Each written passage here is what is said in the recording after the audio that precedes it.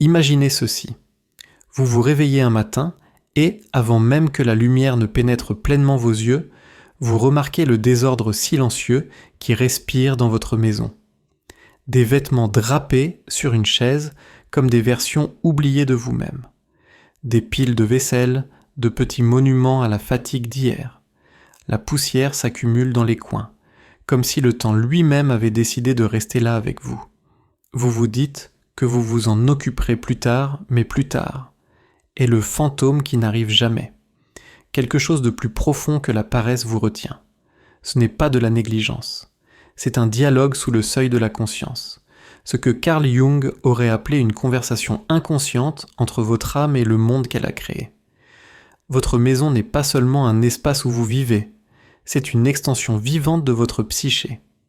Chaque coin, chaque objet oublié est un fragment de votre paysage intérieur. Lorsque vous refusez de nettoyer, vous n'évitez pas la saleté. Vous vous évitez vous-même.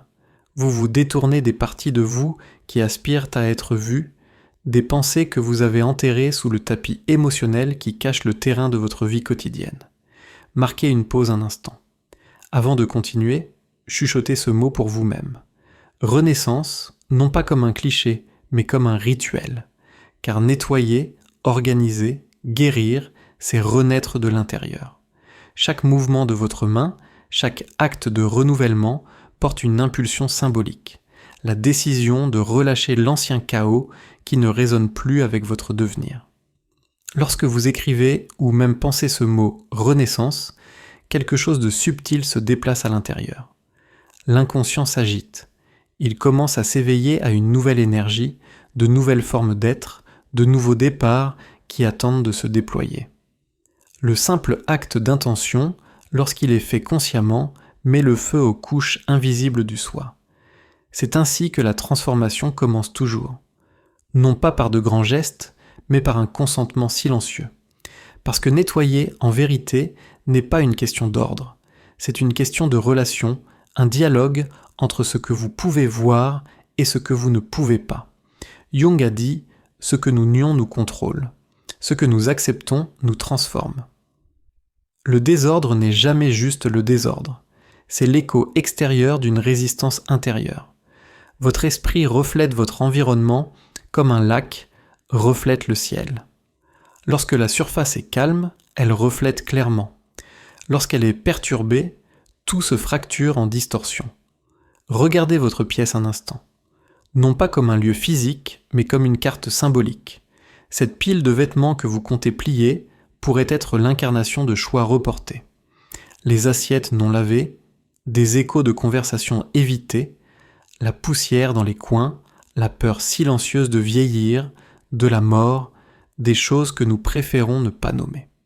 Chaque objet déplacé est une pensée non intégrée, un murmure de l'inconscient qui dit « écoutez-moi ». L'esthétique n'a pas d'importance. Ce qui compte, c'est l'énergie psychique. Jung croyait que l'inconscient parle par symbole et que le désordre est l'un de ses langages les plus directs. Votre maison parle toujours, non pas avec des mots, mais par la forme, le silence et la décomposition. Le désordre n'est pas neutre, il bourdonne de sens. Nous normalisons le chaos parce qu'il nous est familier. Nous le romantisons comme créatif ou inoffensif. Pourtant, quelque part à l'intérieur, la psyché s'agite parce que l'âme a faim de cohérence. Lorsque le monde extérieur s'en mêle, votre monde intérieur fait de même. Le désordre extérieur n'est pas un défaut esthétique, c'est un miroir de la confusion de votre esprit. Éviter de nettoyer est un acte de rébellion inconscient, une protestation contre le contrôle, contre le fait de faire face aux émotions, contre la structure d'être éveillé. C'est aussi un symptôme d'épuisement, une psyché si fragmentée qu'elle ne peut plus rassembler la volonté de réordonner son monde. Jung a décrit le processus d'individuation comme le voyage sacré d'intégration de toutes les parties du soi, même celles qui sont dans l'ombre. Le nettoyage devient alors un acte symbolique d'individuation. Chaque geste d'ordre est une réconciliation entre la conscience et le chaos. Chaque fois que vous essuyez la poussière, vous touchez quelque chose d'ancien à l'intérieur. L'archétype de la purification qui vit dans chaque culture, chaque rituel. Nettoyer, c'est rendre à nouveau sacré ce qui a été oublié. Ordonner votre environnement, c'est donner forme au désarroi de votre âme. Pourtant, lorsque vous ne pouvez pas bouger, lorsque même de petites tâches semblent insupportables, ce n'est pas de la procrastination, c'est une déconnexion entre le moi conscient et la psyché profonde. Votre environnement cesse d'être une maison et devient un champ de bataille invisible où des émotions inexprimées s'entrechoquent en silence. Peut-être vous dites-vous que ce n'est rien, juste de la paresse, un manque de temps, un manque de discipline. Mais observez ce qui se passe à l'instant où vous agissez enfin. Le corps se penche, les mains bougent, et soudain l'air change. La tension commence à se dissoudre. Chaque geste devient une sorte de thérapie. En nettoyant, vous ne faites pas que réarranger des objets. Vous réalignez l'énergie. L'esprit respire à nouveau, vous redécouvrez l'espace à l'intérieur et à l'extérieur. Mais ce n'est pas facile, parce que nettoyer signifie rester assez longtemps pour entendre le silence parler. Cela signifie être seul avec soi-même, et cela effraie la plupart des gens. Le désordre est confortable parce qu'il est bruyant. Il vous protège de l'introspection. C'est un refuge pour ceux qui craignent le vide. Pourtant, le vide, l'immobilité, est là où toute guérison commence. Votre maison est le miroir de votre inconscient. Quand il y a du désordre à l'extérieur, la confusion règne à l'intérieur. Quand il y a de la clarté à l'extérieur, la sérénité surgit à l'intérieur. Ce n'est pas une coïncidence si les gens commencent à ranger leurs espaces juste au moment où ils sont prêts pour la transformation. L'âme utilise les gestes quotidiens comme symbole de renaissance. Parfois, balayer le sol est une prière chuchotée en mouvement. Il y a une étrange obscurité dans le refus de nettoyer. Le désordre devient un rituel de douleur, une manière de s'accrocher à la crise, de déclarer inconsciemment « je ne suis pas encore prêt à avancer ». Jung l'aurait appelé la résistance de l'ego, la tentative de l'esprit de retarder la transformation. Mais c'est là que réside le paradoxe. Dès l'instant où vous commencez, même avec hésitation, vous éveillez le processus. Le nettoyage change la fréquence. Il décale la vibration d'un espace et, avec elle, votre résonance émotionnelle. Vous le sentez dans votre respiration, dans la lumière, dans la satisfaction tranquille de reprendre possession de votre peau. Nettoyer n'est donc pas un acte domestique. C'est un rituel psychologique, une conversation entre vos mains et votre moi caché. La vraie question n'est pas pourquoi vous n'aimez pas nettoyer votre maison, mais quelle partie de vous-même vous craignez de découvrir une fois que tout sera enfin en ordre. Il y a un secret que la plupart des gens ne nomment jamais. Le désordre dans votre maison n'est pas aléatoire. C'est un modèle symbolique, un message vivant de l'inconscient, écrit dans l'alphabet de la poussière et du report. Chaque chose déplacée a sa propre fréquence, sa propre histoire. Jung aurait souri à cela. Il croyait que la psyché ne cesse jamais de parler, même lorsque la bouche est silencieuse. La maison devient alors le rêve à travers lequel vous marchez éveillé. Le désordre n'est pas simplement le chaos, c'est de la communication. Votre psyché utilise l'encombrement comme un code, un miroir matériel du déséquilibre intérieur.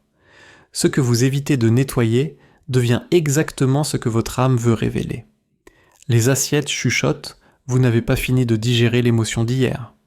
La pile de papier murmure, vous avez reporté des décisions trop longtemps. La porte fermée dit « Derrière moi se trouve ce que vous ne pouvez pas encore affronter ». La neuroscience moderne soutient à sa manière cette vérité jungienne. Lorsque le cerveau perçoit le désordre, le cortex préfrontal, siège de la planification et de la concentration, commence à être surchargé. Le système limbique interprète cette surcharge comme une menace. Vous ressentez un malaise, non pas parce que la pièce est en désordre, mais parce que votre sentiment intérieur de sécurité est perturbé. Le chaos extérieur active le chaos intérieur. Pourtant, nous le justifions souvent. Je suis juste désordonné. Je travaille mieux comme ça. Mais la psyché sait que ce sont des masques. Vivre dans le chaos, c'est vivre dans le déni. C'est la stratégie de l'ego pour se protéger du travail plus profond, le travail de réconciliation. Car le véritable ordre exige l'abandon. Il y a un étrange réconfort dans le désordre que nous créons. C'est familier, prévisible. Cela nous donne quelque chose dont nous plaindre, quelque chose à blâmer. Quand le silence devient trop grand, Jung a appelé cela la résistance de l'ombre, la tendance à rester empêtré dans la souffrance même que nous souhaitons fuir, simplement parce que cela nous semble familier. Observez-vous. Lorsque vous êtes triste, votre chambre s'assombrit. Lorsque vous êtes anxieux, les objets se dispersent. Lorsque vous êtes perdu, tout semble lourd et lent. L'environnement ne vous reflète pas simplement, il vous répond. La matière et l'esprit ne sont pas des royaumes séparés. Ils sont en dialogue, dansant à travers ce que Jung a nommé la synchronicité, les fils invisibles reliant les événements intérieurs et extérieurs. Vous pourriez penser que le nettoyage est une question de contrôle. En vérité, le désordre est souvent le contrôle, une rébellion secrète contre le fait qu'on nous dise quoi faire, même par nous-mêmes. Au fond, vous pourriez associer l'ordre à l'autorité, à la structure froide d'une enfance qui exigeait la perfection. Le désordre devient donc votre protestation tacite, votre petite révolution contre l'oppression. Pourtant, la rébellion se transforme rapidement en emprisonnement lorsqu'elle devient une habitude. Regardez de plus près comment vous accumulez les choses. Chaque objet inutile que vous conservez est une pensée figée, une relique d'un sentiment que vous refusez de traiter. Vous vous accrochez au physique parce que vous craignez le vide émotionnel qu'il cache. Le tiroir que vous n'ouvrez jamais, la boîte que vous ne déballez jamais. Ce ne sont pas des espaces de rangement, ce sont des tombes psychiques. Jung a dit que l'âme s'accroche au symbole lorsqu'elle ne peut pas faire face à la réalité. Désencombrer, c'est donc libérer une version de vous-même qui n'existe plus. L'eau, l'ancien symbole de l'inconscient, apparaît chaque fois que vous nettoyez. L'évier, le seau, le rinçage doux. L'eau transforme. Elle dissout les frontières. Jung la voyait comme l'élément du renouvellement psychique. Lorsque vous laissez couler l'eau, vous participez à un rituel archétypal plus ancien que la civilisation, le lavage des résidus psychiques.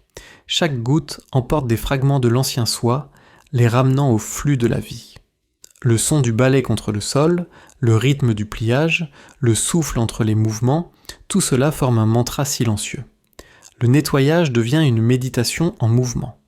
Votre corps, votre esprit et votre souffle se synchronisent dans la présence.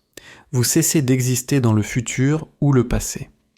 Vous revenez au présent, ce pont étroit où la conscience et l'âme se rencontrent enfin. Un espace encombré piège le temps. Il vous retient dans la gravité émotionnelle d'hier. Jung a souvent écrit que les gens qui ne peuvent pas se débarrasser des objets ne sont pas matérialistes. Ils sont hantés. Hantés par le soi qu'ils étaient lorsqu'ils ont touché ces choses pour la première fois. Chaque objet porte un poids psychique. Lorsque vous le soulevez, vous soulevez votre histoire. Lorsque vous le relâchez, vous libérez l'énergie qui y est liée. Même la lumière se comporte différemment dans une pièce propre. Remarquez comment la clarté se multiplie, comment l'air semble plus jeune. Ce n'est pas une illusion, c'est le système nerveux qui répond à la cohérence. Un environnement propre signale la sécurité, et la sécurité permet à la psyché de se déployer. Les temples anciens le savaient. Leurs espaces n'étaient conçus pour refléter la clarté intérieure. Purifier le monde extérieur, c'était invoquer le sacré à l'intérieur. Et pourtant, la résistance la plus profonde au nettoyage ne vient pas du corps, mais de l'estime de soi. Ce que vous ne nettoyez pas, vous croyez secrètement que vous ne le méritez pas. Jung a décrit cela comme l'archétype du saboteur, la force intérieure qui détruit ce qui nous rendrait entiers. Nous négligeons nos maisons, non pas parce que nous sommes paresseux, mais parce que, quelque part à l'intérieur, nous avons conclu que nous ne sommes pas dignes de paix. Mais quelque chose de miraculeux se produit à l'instant où vous déplacez un seul objet avec intention. La psyché le reconnaît. L'âme s'élève. Le geste dit « Je choisis la vie à nouveau ». Et soudain, ce qui semblait impossible devient mouvement. Le nettoyage n'est donc pas une corvée. C'est un acte de dignité, une rébellion silencieuse contre la partie de vous qui dit que vous n'avez pas d'importance. Lorsque vous nettoyez en pleine conscience, vous ne réparez pas une pièce. vous réalignez un univers. Imaginez ceci. Une femme nommée Elena se tient au centre de son appartement, la lumière du soleil filtrant à travers des rideaux à moitié fermés. L'air est lourd, mais pas seulement de poussière, de mémoire. Pendant des mois, elle s'est promis de nettoyer. Et chaque matin, elle répète la même douce tromperie. Plus tard. Pourtant, plus tard est l'endroit où l'âme va se cacher. Jung dirait qu'Elena ne se bat pas contre la paresse. Elle se bat avec l'inconscient, ce réservoir profond et ancien où les vérités inexprimées coulent et attendent. Sa maison n'est pas désordonnée par hasard. C'est une radiographie de sa psyché, une carte météorologique émotionnelle écrite sur des objets. La table couverte de papier, des intentions abandonnées. Le lit défait, l'esprit incapable de se reposer. Les fenêtres fermées, la peur de l'illumination. Le miroir strié, une image de soi brouillée par la négligence. Rien dans son espace n'est accidentel. Le désordre extérieur reflète la fragmentation intérieure. La psyché externalise ce qu'elle ne peut pas encore intégrer, transformant la matière en métaphore. Jung a appelé ce processus la projection. Lorsque l'inconscient s'exprime vers l'extérieur pour être vu, parce qu'à l'intérieur, il est insupportable. La maison devient une scène symbolique pour cette performance. Chaque objet joue un rôle, chaque coin chuchote. Ici se trouve une partie de vous qui attend toujours. L'acte de nettoyer, par conséquent, n'est pas ordinaire. Il est mythique.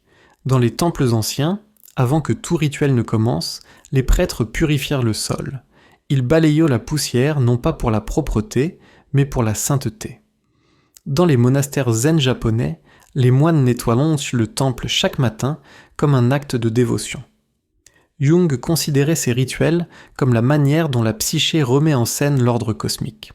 Se purifier, c'est restaurer le lien entre le chaos et la création. La neuroscience moderne note également que les mouvements répétitifs calment l'amygdale, le centre de la peur du cerveau. C'est pourquoi le bruit du frottement ou le rythme du pliage peuvent être méditatifs. Ce n'est pas la propreté elle-même qui guérit, mais le rythme symbolique du mouvement transformant la stagnation, la matière répondant à l'intention. Lorsque vous ramassez un chiffon, l'inconscient le sent. C'est comme si votre moi intérieur reconnaissait un changement, un signal qui dit « Je suis prêt à me faire face à nouveau ». Le corps commence à aider l'âme. La respiration se stabilise, les pensées se relâchent. Les mains, autrefois lourdes, retrouvent leur propre intelligence. La psyché commence à se déplacer à travers vous comme un courant. Le nettoyage cesse d'être une tâche. Il devient une incarnation de la guérison. Jung aurait pu décrire cela comme de l'imagination active en mouvement, une conversation entre le conscient et l'inconscient promulguée par un geste physique. Chaque acte d'ordre devient dialogue, chaque surface essuyée, une question à laquelle on répond. Il y a quelque chose d'alchimique là-dedans. Les anciens alchimistes, que Jung a étudiés de près, croyaient que transformer la matière, c'était aussi transformer le soi. Ils cherchaient l'or, mais trouvaient l'âme. La suie de la fournaise devenait un miroir de leur obscurité intérieure. De même, la poussière que vous nettoyez n'est pas de la saleté. C'est un résidu psychique, les cendres d'expériences oubliées. Lorsque vous les essuyez en pleine conscience, vous accomplissez de l'alchimie. Vous transformez la matière en signification. Remarquez ce qui se passe à mesure que vous continuez. L'air semble plus léger. La pièce commence à respirer, le miroir s'éclaircit. Et pour un instant, vous voyez votre reflet, non pas parfait, mais réel. Jung a dit que l'on ne devient pas illuminé en imaginant la lumière, mais en rendant l'obscurité consciente. Le nettoyage est précisément cela, une confrontation douce avec ce que vous avez ignoré. Et parfois, pendant qu'Elena nettoie, elle pleure, non de tristesse, mais de libération. Les larmes sont sa psyché qui fond à nouveau dans le mouvement.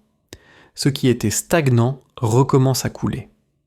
L'eau à nouveau, le grand symbole de l'inconscient, emporte ses émotions dans le mouvement. Elle ne force pas, elle suit simplement le rythme. Puis quelque chose de subtil se déplace. Le silence change. Il n'est plus oppressant, mais vivant. L'air bourdonne de renouveau. Le sol qu'elle nettoie devient un seuil. Chaque coup de balai est une prière, parce que le nettoyage dans sa forme la plus pure n'est pas une question de perfection, c'est une question de dialogue, entre ce qui a été et ce qui peut être, entre le moi qui résiste et le moi qui devient. Jung croyait que les symboles sont des ponts. Lorsque vous nettoyez avec présence, vous traversez ce pont de l'inconscient au monde conscient. Vous traduisez l'émotion en mouvement, le chaos en ordre, l'ombre en conscience. Et c'est là que réside le paradoxe de la transformation. Vous ne nettoyez pas pour vous sentir mieux, vous commencez à vous sentir mieux. Par conséquent, vous pouvez nettoyer. Le changement commence à l'intérieur. L'énergie du renouvellement précède l'acte lui-même. La maison vous répond parce qu'elle est vous. Alors qu'Elena termine, elle ouvre la fenêtre. La lumière se déverse. La poussière danse dans l'air comme de minuscules galaxies. Ce n'est plus quelque chose à enlever, mais quelque chose à observer, la preuve matérielle de la vie en mouvement. Même la poussière, lorsqu'elle est captée par la lumière du soleil, devient belle. Jung aurait appelé ce moment l'intégration, lorsque l'ombre et la lumière coexistent, lorsque même ce qui était autrefois rejeté devient partie du tout. Ainsi, le rituel de purification ne consiste pas à atteindre une fin. Il s'agit de se souvenir que tout ce que vous touchez vous touche en retour. Chaque geste d'attention réaligne la psyché. Chaque respiration prise dans un espace propre est un acte de retour. Un retour à la plénitude, à la présence, à la conversation vivante entre la matière et l'âme. Il arrive un moment après que la poussière s'est déposée et que l'air semble à nouveau neuf. Où le silence commence à parler dans une autre langue, il n'accuse ni ne rappelle plus, il respire. Dans cette immobilité, quelque chose s'agite sous la surface du soi, comme une marée qui tourne après des années d'hésitation. Ce mouvement n'est pas simplement la satisfaction d'un espace propre, c'est la psyché qui s'éveille à sa propre réflexion, reconnaissant enfin son visage dans le miroir de la maison. Jung a appelé cela le retour au soi, l'archétype le plus profond, le centre autour duquel tous les opposés recherchent l'équilibre. Vous ne le trouvez pas dans les livres ou les méditations. Vous le trouvez dans ces moments calmes et sans surveillance. Lorsque le monde extérieur se synchronise avec le monde intérieur. Lorsque la maison ne ressemble plus à un fardeau, mais à un temple vivant, un miroir poli par votre propre conscience. Nettoyer n'a jamais été une question de contrôle. C'était une question d'intégration. Vous n'avez pas banni l'ombre. Vous l'avez invité à s'asseoir à côté de vous. C'est, dirait Jung, la véritable guérison. Ne pas nier l'obscurité, mais la voir illuminée par votre propre volonté de regarder. Et l'étrange beauté de tout cela est que la transformation commence toujours par le plus petit geste. Vous n'avez pas commencé par vaincre le chaos. Vous avez commencé par une surface, un tiroir, un acte de présence. Mais à partir de ce mouvement, une vague s'est étendue à travers les objets, à travers l'espace, à travers la pensée. La neuroscience appelle cela la boucle de rétroaction de l'incarnation. Lorsque vous changez le physique, les circuits neuronaux de l'émotion suivent. Jung l'aurait appelé la synchronicité. La psyché et le monde bougent de concert, chacun faisant écho à l'évolution de l'autre. Maintenant, la maison respire différemment parce que vous respirez différemment. Vous remarquez que le poids dans votre poitrine s'est allégé. Non pas parce que la vie est devenue plus facile, mais parce que vous avez commencé à l'habiter consciemment. Ce qui était autrefois de l'encombrement ressemble maintenant à une vieille histoire enfin racontée. L'énergie qui y était piégée est revenue au mouvement. Vous pouvez la sentir dans votre colonne vertébrale, votre respiration, le rythme de votre rythme cardiaque s'alignant sur l'impulsion de la pièce. Dans le mythe, la renaissance suit toujours la descente. Orphée entre dans le monde souterrain pour ramener sa bien-aimée perdue. Le phénix doit brûler avant de s'élever. La psyché fonctionne de la même manière. Ce n'est qu'en affrontant ce qui a été enterré, l'oublier, le nier, le craint, qu'elle peut se renouveler.